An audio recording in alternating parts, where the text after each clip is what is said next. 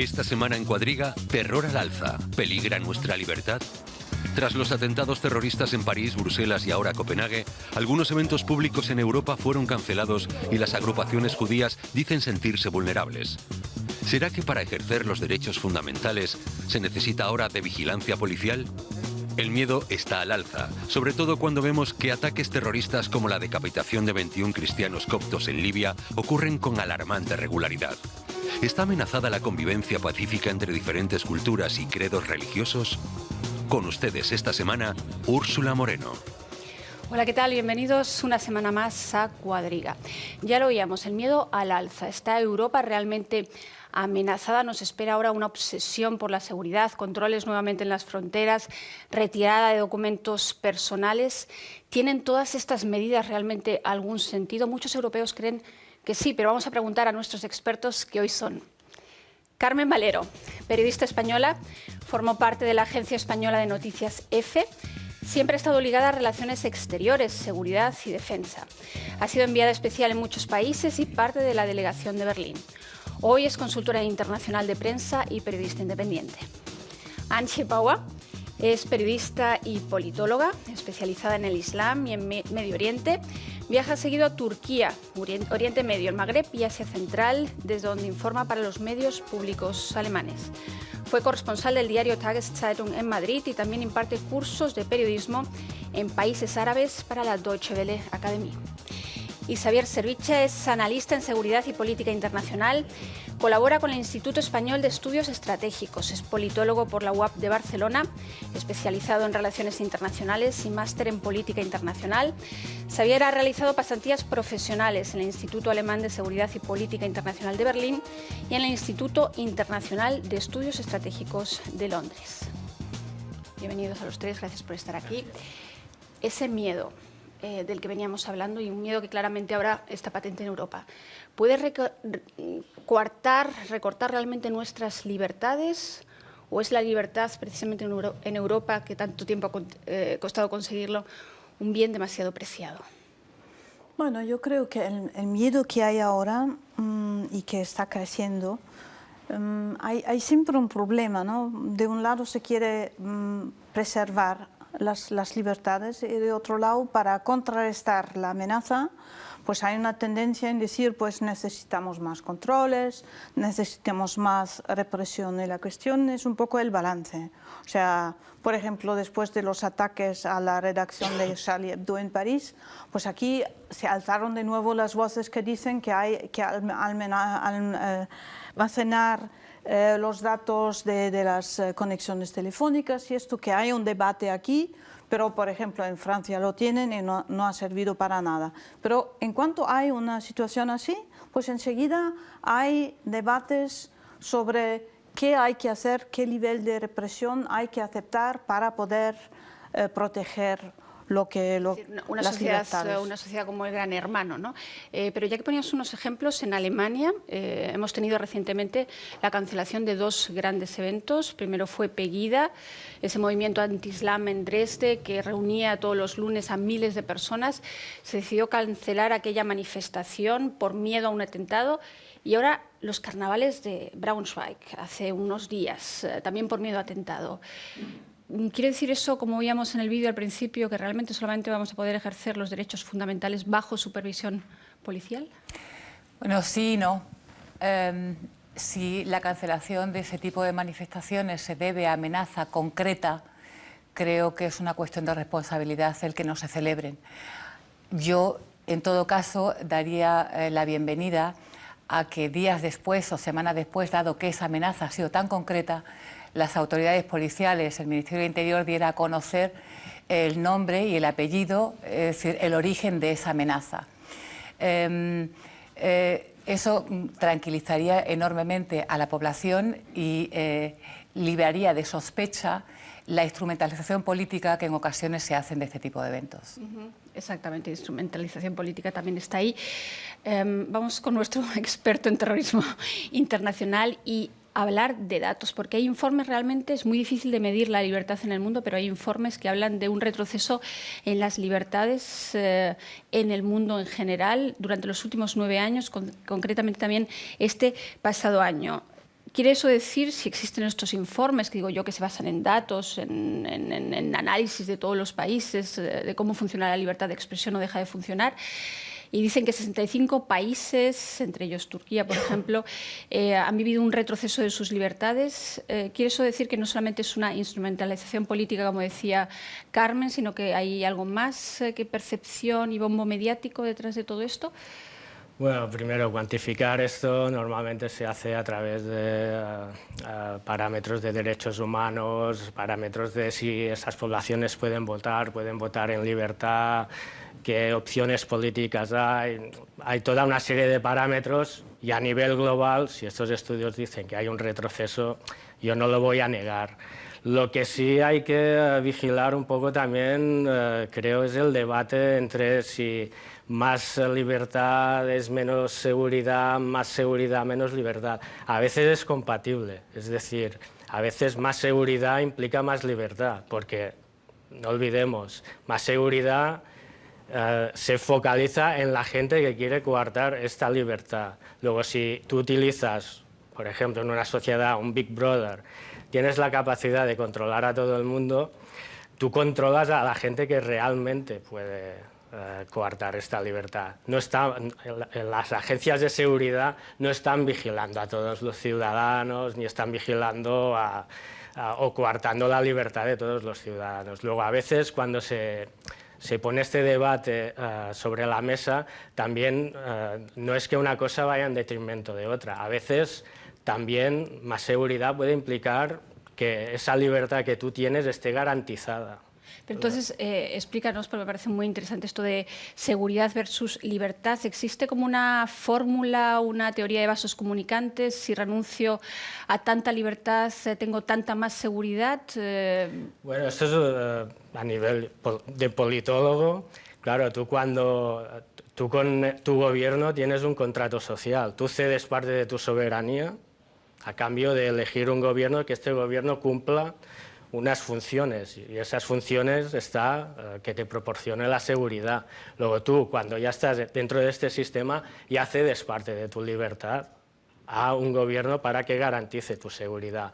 ¿Dónde está el límite entre ello? Bueno, lo ponen, tienes unos códigos legislativos, tienes un Estado de Derecho que tú también eliges, porque no hay que olvidar que los estados de derecho se eligen en los parlamentos, por tanto tú también cedes esa responsabilidad a la gente a la que has votado y al Parlamento que va a legislar.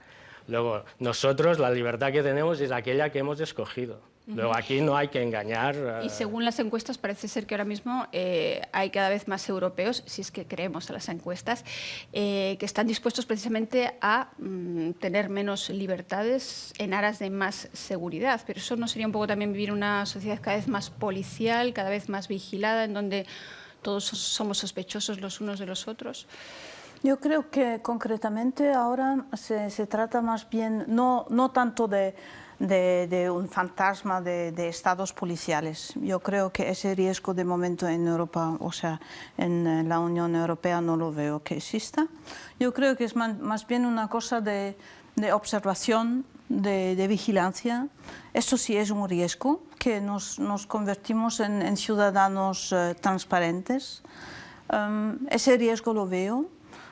Y no estoy convencida de que toda esa vigilancia tenga el efecto uno a uno. Yo para esto creo más, por ejemplo, en el trabajo de servicios secretos. Yo creo, por ejemplo, en Alemania hubo demasiado tiempo que no había bastante gente que estaba siguiendo lo que pasaba en las mezquitas, no había gente que hablaba turco, que hablaba árabe, que hablara urdu, que pudiera enterarse un poco de lo que hay. Yo no sé hasta qué punto esto está ahora al nivel en el que tiene que estar, pero yo creo que estamos mejor.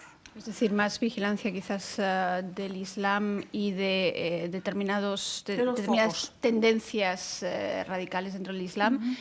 Pero también tenemos, por un lado, y yo creo que son dos caras de la misma moneda, no sé si estás de acuerdo, Carmen, antisemitismo por un lado, islamofobia por otro, y en estos últimos atentados sí que hemos visto que hay un móvil común, tanto en Bruselas como en París, ahora en Copenhague, que es un antisemitismo, porque también claramente uno de los objetivos era la comunidad judía. Yo no los metería en el mismo saco. Yo creo que son fenómenos distintos y el tratamiento debe ser distinto. Si me permites, antes me gustaría añadir sí. a lo que ella decía, que efectivamente sí que está habiendo un recorte de libertades, y ese recorte de libertades se traduce en los cambios que se están produciendo en el ordenamiento jurídico de países. Es decir, una cosa es la sensación que tiene cada individuo de sentirse más o menos libre, y otra cosa es ese cambio soterrado que se está produciendo en el ordenamiento jurídico. Hoy, por ejemplo, en España se va a aprobar una ley, un pacto de Estado entre el Partido Socialista y el partido en el Gobierno, en el que se modifica el Código Penal. En ese Código Penal se pone en tela de juicio una pena máxima, se redefine un delito de terrorismo en el que puede ser cualquier cosa. Es decir, la definición de terrorismo está dando pie o se está modificando en función de todos estos eventos que lamentablemente están ocurriendo en Europa, y se traduce sobre el papel en recorte de libertades. Ha sucedido en el Reino Unido, está sucediendo en España y sucede en una serie de países, incluso en Alemania.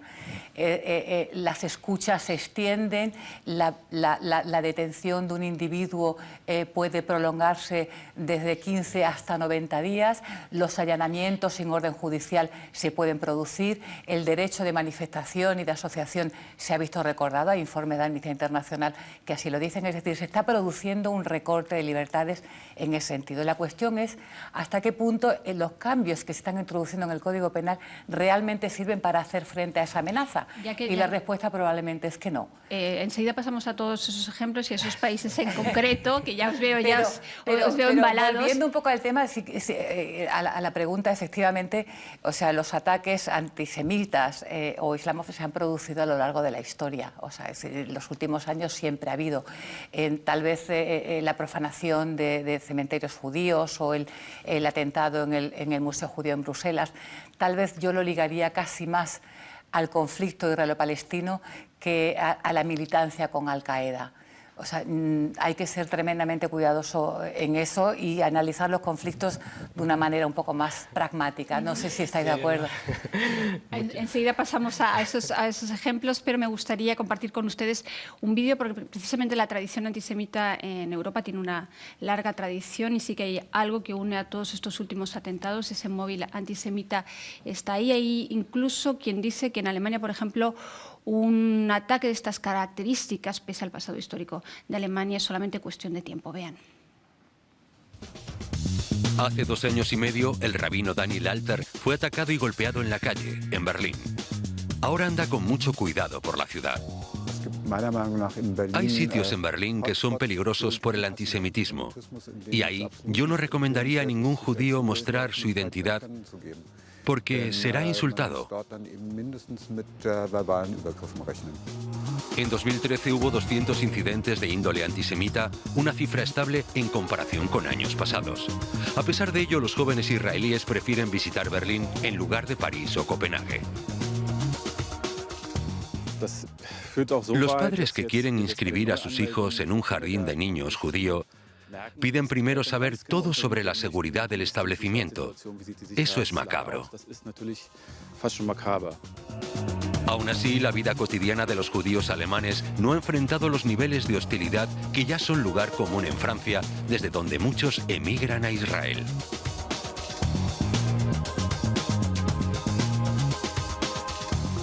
Esta pregunta os la lanzo a los tres porque creo que tiene difícil respuesta, así que el que quiera que la tome al vuelo. ¿Por qué precisamente en Francia el antisemitismo es mucho más acusado que en otros países europeos? ¿Por qué están emigrando muchos judíos que han vivido durante décadas en Francia, ahora mismo a Israel? Bueno, según el Ministerio de Asuntos Exteriores israelí, el año pasado regresaron a Israel 24.800 judíos de todo el mundo.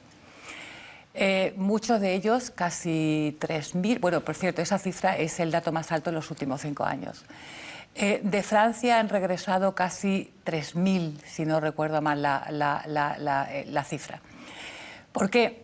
Bueno, pues porque la comunidad judía en Francia, es muy alta, la comunidad musulmana es la mayor de Europa, porque hay un programa puesto en marcha por Israel, el que fomenta la ida a Israel de los jóvenes franceses, sobre todo universitarios, y porque hay una serie de personas que quieren ir a Israel. Es decir, yo creo que las cifras que se han facilitado, ligarlas directamente a una ola antisemita en Europa sería un poco imprudente y no sería justa. ¿Estáis de acuerdo? Porque es cierto, esos son los hechos y yo creo que has citado muy bien las causas, pero la realidad es que ahora las instituciones judías, por ejemplo en Berlín, que tiene la mayor comunidad judía de Alemania, en torno a 11.000 personas, todas están bajo protección policial 24 horas al día. Merkel, la canciller, decía estos días que realmente muy triste que después de 70 años de la Segunda Guerra Mundial los judíos tengan que vivir así en un país como Alemania. Es decir, es a lo que están condenados ahora precisamente con el riesgo de atentados, lo que decíamos, islamofobia, antisemitismo, a vivir bajo protección policial. La comunidad judía forma parte de los objetivos de los grupos yihadistas y ya lo han señalado directamente. Cualquier comunidad judía, sobre todo en Europa, que es donde, por ejemplo, grupos como Estado Islámico está señalando a más países y a sus simpatizantes para que ataquen en ellos, la comunidad judía forma parte de sus objetivos, igual que lo formamos parte los que no somos judíos, igual que forman parte los que ellos consideran los takfir, es decir, los musulmanes que ellos consideran que son apóstatas. Por lo tanto, somos todos parte del objetivo. Lo que pasa, tampoco podemos olvidar que hay un conflicto eterno y abierto, que es el conflicto palestino-israelí, que es una de las principales causas de iniciación de procesos de radicalización dentro de la comunidad musulmana. O sea, dentro de estos factores, siempre el contexto internacional es importante para este tipo de procesos. El joven que atentó en Dinamarca la pasada semana era un joven de familia palestina jordana que no se había radicalizado, es un perfil de delincuente que entra en prisión y alguien en prisión lo radicaliza utilizando el conflicto palestino-israelí.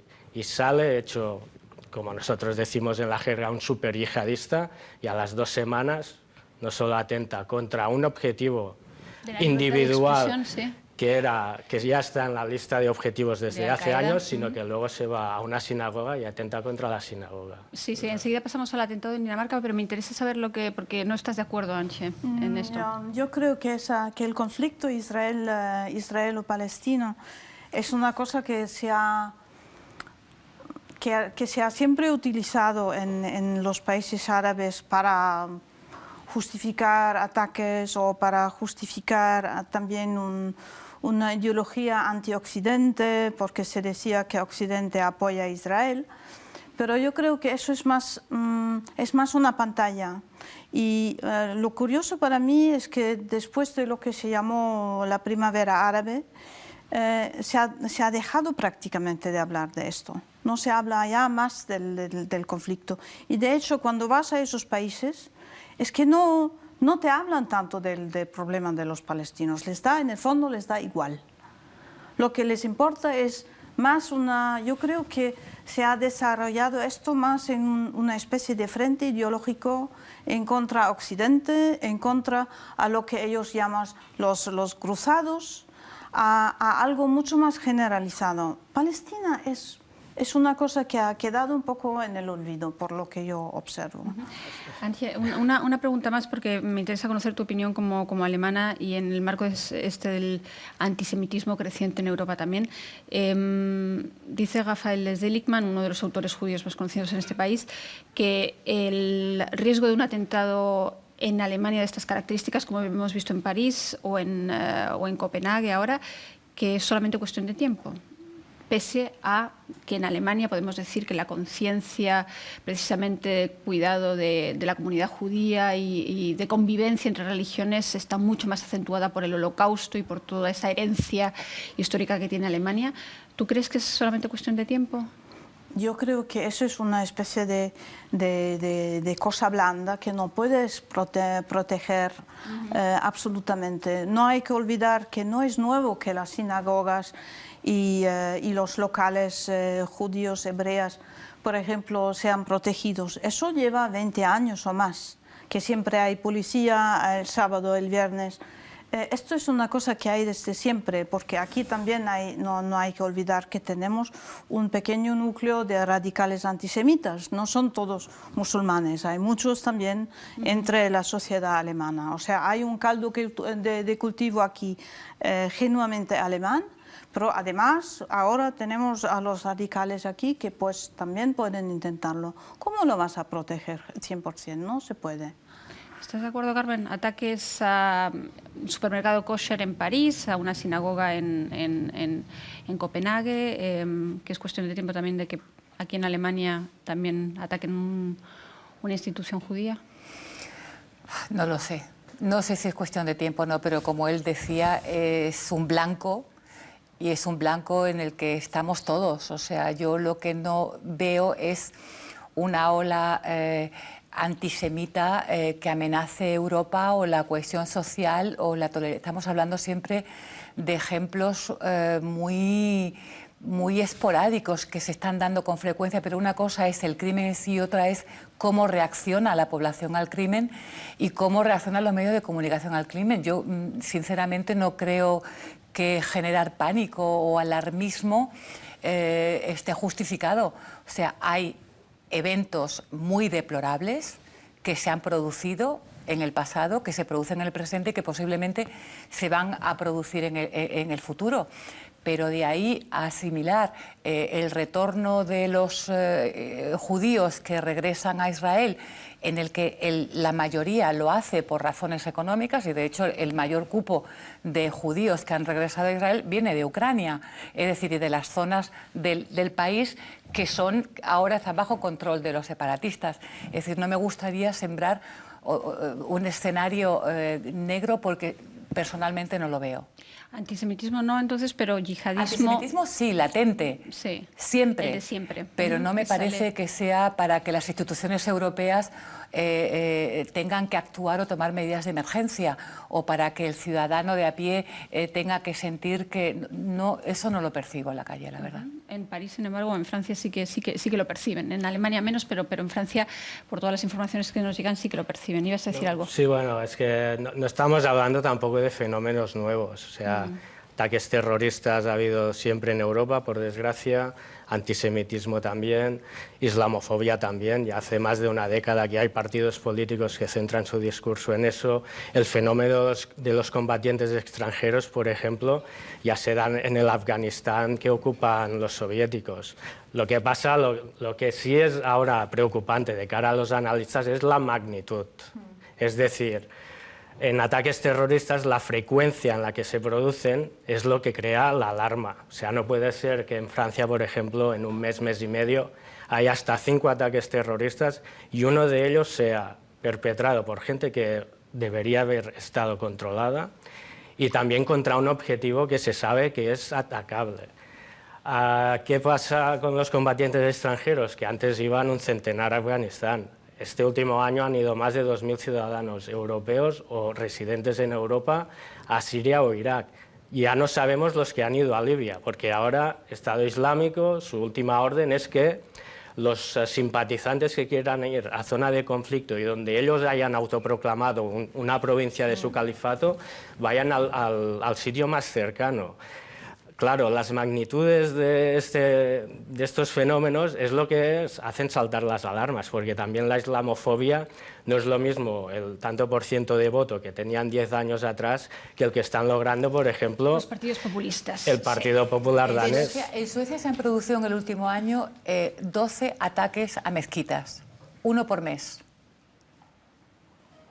Pues quiero decir que posiblemente no sé hasta qué punto sea para un ciudadano se siente más cómodo un ciudadano judío o un ciudadano musulmán. En estos momentos, exactamente. Bueno, lo que preocupa realmente, yo creo que lo decías muy bien, es la magnitud de estos fenómenos, la magnitud de esos combatientes extranjeros, ya sean alemanes, ya sean franceses o ya sean daneses, los que se incorporan a la yihad, y muchos de ellos no solamente se radicalizan en mezquitas, como venimos escuchando desde hace semanas, sino que se radicalizan en las propias cárceles. Vean. 2 de los atacantes de París se radicalizaron en la cárcel. Este problema lo comparten muchos países europeos. Algunos exprisioneros dicen que enrolarse en agrupaciones islamistas es a veces la única forma de sobrevivir. Sentí que la gente se preocupaba por mí. Me sentí querido. Era un sentimiento de hermandad y protección. Pero esta sensación de pertenencia y seguridad tiene su precio. Otro prisionero dijo: ahora eres todo un musulmán y tu misión será defender al Islam, asesinando a los infieles de todo el mundo. Cuando salgas de prisión contactarás a esta persona que te entrenará para la Guerra Santa. Mokhtari no se unió a la yihad. Aún así, los imanes creen estar luchando una batalla perdida. Hay solo 180 consejeros musulmanes para alrededor de 40.000 prisioneros. El primer ministro ha anunciado que empleará a otros 60, pero eso aún es insuficiente. Sin embargo, es un gran paso para explicar a los prisioneros que el terrorismo no tiene relación con el Islam. Yo creo que eso resume muy bien todo lo que venimos diciendo, ¿no? Xavier, experto en terrorismo internacional. Dicen todos que uno no nace yihadista, sino que se hace yihadista. Y hemos visto esos ejemplos precisamente en la cárcel de intento de reclutamiento, de radicalización de presos. ¿Cómo evitar precisamente esa radicalización dentro de las cárceles, que sería precisamente el efecto más contraproducente que uno se puede imaginar? Muchos hablan de aislamiento de los musulmanes. Evidentemente eso parece que generaría precisamente lo contrario. ¿Qué dicen los expertos? A ver, hay dos maneras de hacerlo. Normalmente la que se ha optado es la dispersión, es decir, los presos relacionados con terrorismo yihadista se les intenta aislar en varias cárceles. El problema es que esto no ha funcionado. Por ejemplo, el ejemplo francés, en que estos terroristas incluso han logrado, como se ha visto en los ataques de París, radicalizar a gente dentro de las prisiones. Y ahora la otra estrategia que se va a aplicar ya en Francia es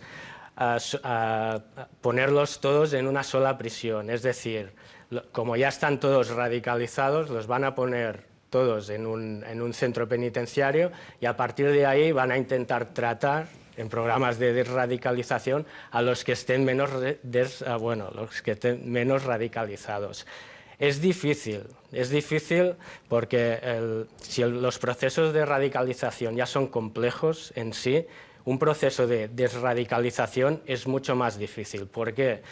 Porque tienes, aunque esté decepcionado del mundo del que viene, el desradicalizado, el que quiere desradicalizarse, viene de un mundo cerrado, con unos argumentos que le han dado. Luego tú tienes que contraargumentar todo este mundo cerrado, tienes que abrirle otro mundo y encima tienes que darle expectativas. Caso de los perpetradores de los ataques de París. Uno pasó por prisión, pasó por un programa de desradicalización, fue a ver incluso a Sarkozy, creo, dentro de este programa. Sí. Se crean unas expectativas, pero cuando este desradicalizado se ve en una planta embotelladora de Coca-Cola haciendo 8 horas lo mismo, cuando antes él era alguien dentro de ese mundo, los casos de regresión o de vuelta a la radicalización suceden a menudo.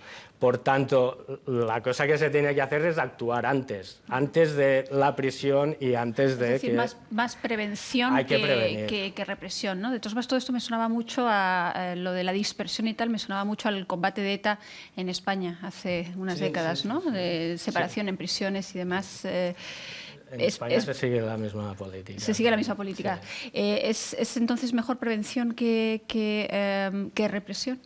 Bueno, también no se puede decir que la prevención fuera una receta segura al 100%, porque las personas humanas no somos máquinas, que pones aquí de un lado una cosa y sale esto. Pero yo creo que es la única medida para prevenir esas cosas, porque yo creo que muchas veces en los debates sobre el terrorismo islámico se olvidan las razones, se da como una especie de impresión, bueno, el Islam es así, en el Islam, en el Corán, por ejemplo, se dice esto, y entonces ellos siguen esto, como si fuera un automatismo. Mientras yo creo que lo que sale, y esto se ve también en el vídeo que acabamos de ver de los que salen de la cárcel, yo creo que lo que ellos tienen, que muchos de ellos que por ejemplo se van a combatir en el frente del así llamado Estado Islámico, es que les falta aquí una sensación de pertenecer a la sociedad, es que son una especie de ciudadanos de segunda o tercera clase. Yo creo que ahí hay que cambiar algo, hay que ayudar sin pedirles que se asimilen. Por ejemplo, aquí hubo un ministro hace poco que dijo que pidió que en las familias de origen extranjera se hablara alemán, aquí. Sí. Me parece absurdo. Eso es pedir a la gente que se asimilen y que pierdan su cultura. Pero yo estoy convencida de que hay una posibilidad de integración para que se sienten aquí en casa y que les ayuda a sentirse en casa. Como dijo este chico, que dijo, bueno, me sentí querido por estos que me radicalizaron. Eso me parece una palabra clave. Yo tengo, por ejemplo, amigos que son periodistas turcos, viven aquí desde hace 7 años, dicen que cuando la canciller Merkel dijo hace poco que el Islam era parte de Alemania, que era la primera vez que se sentían de verdad aceptados en este país. Mira, eso es interesante que lo digas porque me pregunto muchas veces si realmente este tipo de proclamas ahora por parte de todos los mandatarios. Obama decía esta semana precisamente que en Estados Unidos no está combatiendo el Islam, sino aquellas personas que pervierten el Islam y que no se estigmatice a todos los musulmanes. Me preguntaba si realmente esto surte efecto. Parece ser que para los que viven en este país es una señal muy importante, yo creo. Y les da la sensación que no son más marginalizados. Por eso yo, por ejemplo, aquel evento que hubo aquí después del ataque a Charlie Hebdo, en la puerta de Brandenburgo, yo pienso que fue muy importante, aunque hubiera poca gente. Fue convocado por la comunidad musulmana. Sí, fue convocado por la comunidad musulmana, pero también participaron cristianos, o sea, católicos, protestantes, judíos, o sea, hubo una cosa de un poco todas las religiones presentes aquí en Berlín. Voy a hacer de abogada del diablo, porque si decimos que precisamente el yihadismo o el no sentirse parte de esta sociedad, la frustración, la discriminación, la xenofobia, es lo que da pie a muchos procesos de radicalización. ¿Cómo se explica que un país como Dinamarca, que se supone que tiene un modelo de integración social de los más admirados del mundo, con un índice de corrupción, creo que es el país menos corrupto del mundo, es el país más feliz del mundo, si es que eso se puede medir, ¿por qué hay tantos yihadistas o tantas personas radicalizadas precisamente en un país como Dinamarca? Porque la integración no es solo uno de los factores que implican estos procesos. O sea, hay gente que como musulmán se siente muy sensible hacia todo lo que afecta a esta religión, viva en un barrio obrero, tenga un trabajo en un despacho de abogados o sea doctor. O sea, porque en células terroristas hay que recordar que en Reino Unido se desarticuló en 2007 una célula terrorista que atentó en Londres e intentó atentar en Glasgow, que la formaban un doctorante y 7 doctores, y buenos, según sus compañeros. Luego, también tenemos que hablar de sensibilidad hacia una religión. Cuando alguien ve a Mohammed en un cartoon, pues para ellos les afecta, ya sea, repito, de la clase social que sea, y esto es lo que ha pasado también en Dinamarca. No hay que olvidar que el periódico que publica 12 dibujos... Todo empezó ahí un poco en 2006. Dibujos, ¿no? Es en Dinamarca. Dinamarca ha participado también en 2003 en la invasión de Irak. Estuvo en las fuerzas de ISAF en Afganistán. Ahora mismo participa en la coalición internacional con cazas F-16. Luego, todos estos elementos van sumando, porque, repito, un proceso de radicalización no es solo una cosa. Hay factores personales que influyen, hay factores internacionales o del propio contexto político del país, pero también hay redes de amigos, prisiones, mezquitas. Es la suma de todo. Ya que hablas del contexto político, ya lo mencionabas tú antes, Carmen, y yo creo que me gustaría entrar más en el tema, porque hablamos de radicalización de europeos que deciden ir a luchar con Estado Islámico y las razones, pero también hemos hablado del auge de los populismos, por el otro lado, de los populismos políticos, y precisamente en Dinamarca el Partido Popular danés es el que que precisamente quiere expulsar a la mayor parte de los inmigrantes del país, pese a ese modelo de integración no tan exitoso como parece. Ese partido es el que más votos cosechó en las pasadas elecciones europeas. Es decir, que parece que son también quizás dos caras de la misma moneda, ese yihadismo y ese auge de los populismos. Son caras de la misma moneda. Y el canto que las une es populismo. Yo creo que hay una serie de partidos que precisamente están aprovechando la sensibilidad, los efectos de este tipo de ataques para ir más allá, cada vez más allá en su programa político. O sea, es una cuestión simplemente... Y desde ese punto de vista, yo creo que sí que hay cierta consecución en el objetivo de algunos de estos grupos en Europa, aunque todavía estamos muy lejos de sentirnos amenazados por el Estado Islámico, y es ejercer influencia en la toma de decisiones. Cada ciudadano es un voto, el partido llega al poder y aplica una serie de políticas que me son afines o que justifican mi existencia. Es decir, en el fondo es todo muy primario. La gente reacciona a la amenaza de una manera un poco casi visceral. Y en épocas de crisis, en épocas de crisis de valores y crisis económica, yo creo que los partidos más de derechas, más represivos, que son los que garantizan esa seguridad tan necesaria para el ser humano, son los que avanzan, claro. Yo creo que yo estoy de acuerdo contigo. Yo creo siempre cuando hay crisis, que es una crisis de valores o sobre todo una crisis financiera, yo creo que sí que la gente necesita simplicidad. O sea, una receta sencilla con la que piensa, bueno, con esto se resuelve. Y yo creo que esto es un poco la base por la que, por ejemplo, los partidos populistas, a empezar con Francia, con el Frente Nacional, están en auge porque dan una receta sencilla. Bueno, tan sencilla como que Marine Le Pen dice que se reinstaure la pena de muerte. O se expulsan los musulmanes y ahí que se maten ahí entre ellos.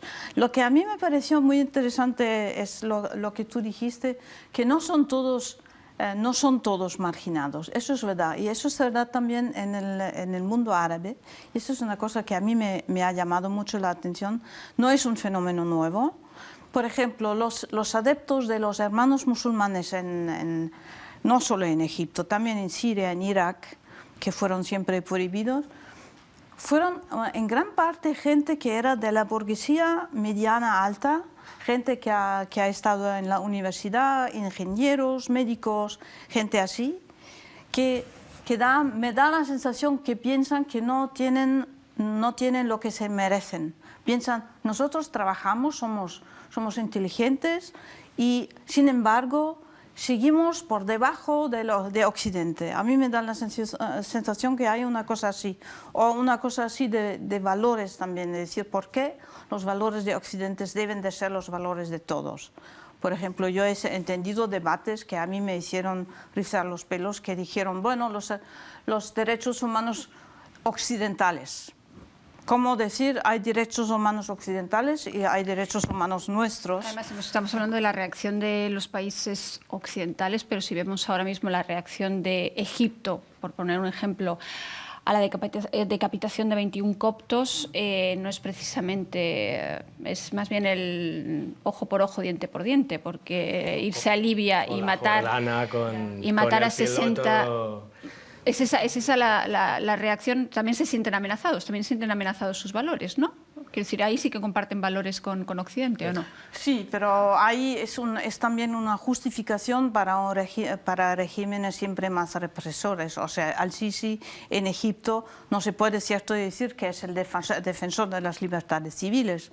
O sea, él está instalando un régimen que es peor que bajo Mubarak, concentrando las libertades civiles. Pero ahí estamos con lo que tú dijiste, es que crea una especie de sistema de seguridad, o lo intenta, y la gente dice, bueno, por lo menos estamos aquí. Entonces nos espera eso en Jordania. Yo sí que veo positivo. Hay algo positivo en la reacción de Egipto, en la reacción de Jordania. Y es simplemente el trazar una línea roja entre lo que es musulmán y es la perversión del Islam. A mí me parece importante que dentro del mundo musulmán sean... Sí que me parece importante. O sea, me parece importante que ellos vean que el ejército islámico no son musulmanes.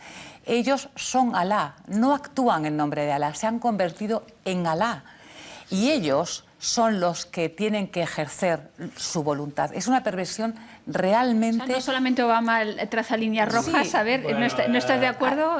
Interesante esta discusión. Básicamente por una cosa, es muy difícil luchar contra el terrorismo yihadista si tú creas una coalición internacional contra Estado Islámico, es decir, contra un grupo y tienes a Arabia Saudí dentro. Porque el principal exportador de salafismo, aunque no sea yihadista, es Arabia Saudí.